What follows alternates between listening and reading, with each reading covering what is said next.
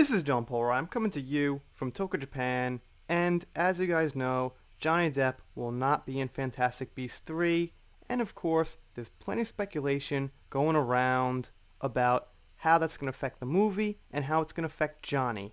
And I thought about it from a few different angles, but I did not think about it from the angle I'm seeing here because this is Forbes and they break down movies, and more importantly, they do what I can't do so well, is they break down box office things, and they bring up a great point which I really like. So let me read this article, and just for a little history, I really hate the way they covered the Star Wars franchise. They shilled it out heavily, but in this case they're talking numbers and pretty much what they consider to be factual about the future if Johnny is not in Fantastic Beasts 3. Okay, so it goes. The initial announcement that Depp would be participating as the five-part franchise's main baddie, Gellert Grindelwald, was mired in controversy as the news came 5 months after Depp had been publicly accused of domestic abuse by his former wife, actress Amber Heard.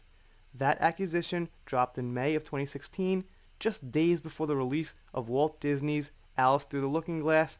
While that film tanked, $299 million worldwide on a $170 million budget versus Alice in Wonderland earning $1 billion globally on a $200 million budget in 2010. There was little evidence to suggest that the accusations played a role.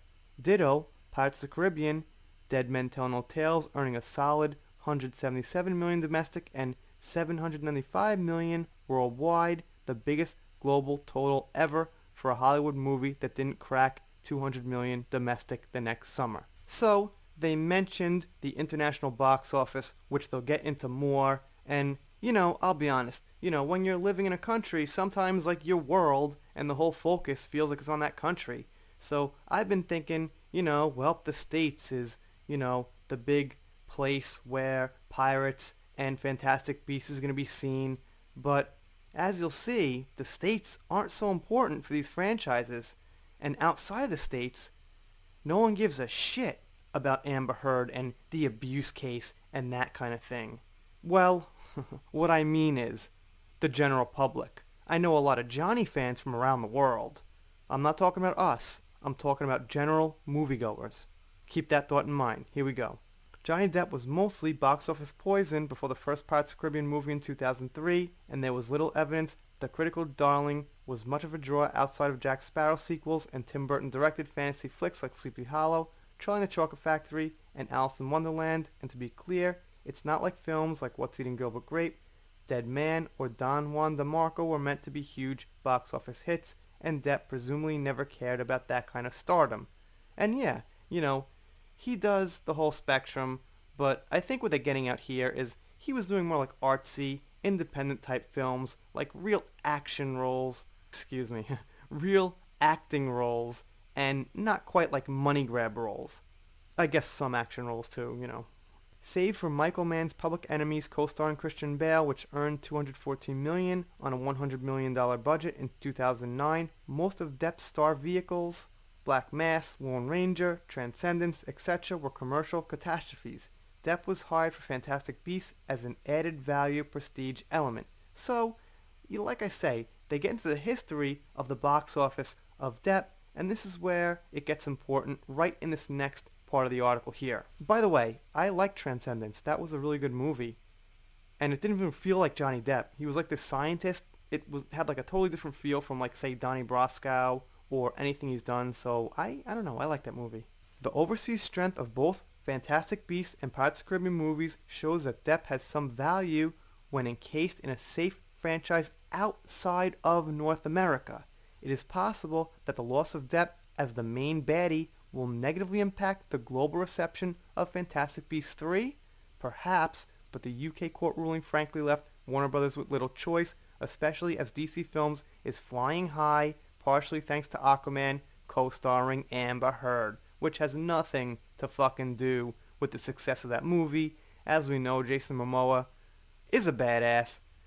Everyone goes to see him, plus it's a superhero movie. Amber was there, she could have been literally anybody. But that's my silly little opinion. Okay, as for potential replacements, anyone could play a character who spent 99% of the first movie disguised as Colin Farrell. David Eilau, if I'm saying that right, or Tom Ellis come to mind. I'd argue Tilda Swinton, except that would somewhat negate the Jude Law's Dumbledore is gay for Grindelwald thread. No reshoots will be required, and maybe the easiest choice is to bring back Farrell. Who cares about any of that? The main point is this, that outside of North America, and I know because I'm living in Japan and I talk to people about this, Johnny Depp is huge here. I just say Jack Sparrow, everyone knows. Everyone shakes their head like, oh yeah, Jack Sparrow. And I'm going to safely assume that it's the same in China and in Korea.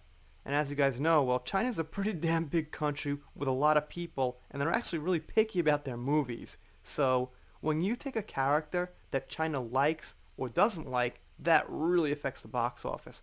For a quick example, The Last Jedi had some characters they didn't like, and they really didn't like The Last Jedi.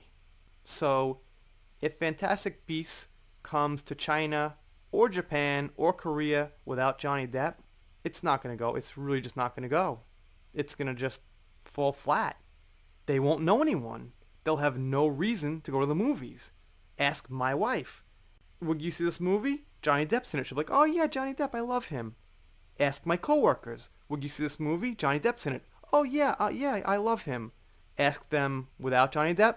Well, I don't know.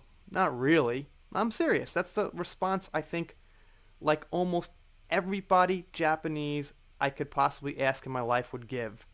Yeah, there might be some people who happen to like, movies with magic and stuff. Be like, oh, I'll see it anyway, sure. But I think like fucking like 9 out of 10 people, or like 9.5 out of 10 people would be like, nah, Johnny Depp's not in it. I don't know who's in it then. I'm not going to see it. Would you see a foreign film, if you loved a foreign character from the film and then, they were like, well, they had a court problem overseas, we took them out. You'd be like, well, I'm not going to watch it then. It's just different than people in the U.S. were so judgmental, like, oh, you know what, he got accused of hitting Amber Heard, and it's really, she cut his finger off, and she shit on his bed, and no one knows, but okay, you guys get my point, is that it's a little more critical. And it doesn't count as much, because the international box office is huge for Johnny Depp outside the States. So if you even take away the whole element of the court and all the bullshit and the judgmental things coming from Warner Brothers and the companies and the people who have to say judgmental things because the general public now, some of them thinks Johnny actually did it because the rest of the world just wants to see Johnny Depp in the movie. Anyway, you guys let me know what you think below. I thought this was a really cool angle. I hadn't quite thought of this yet. And judging by Alice in Wonderland, which made $1 billion, but 800 million of that, or something like that, came from overseas, Fantastic Beasts might be in that same spot, where if it was going to do, say, 800 million, maybe like 650 or 600 million would come from overseas. But if Johnny's not in it, then that money's not coming. I ranted a bit, but this makes me happy. It makes me happy because there's nothing they could do to change this. They can't control the international market for movies. And when it comes to the international market, well, they're screwed if there's no Johnny. So, fire away. Bring out fucking Fantastic Beasts 3.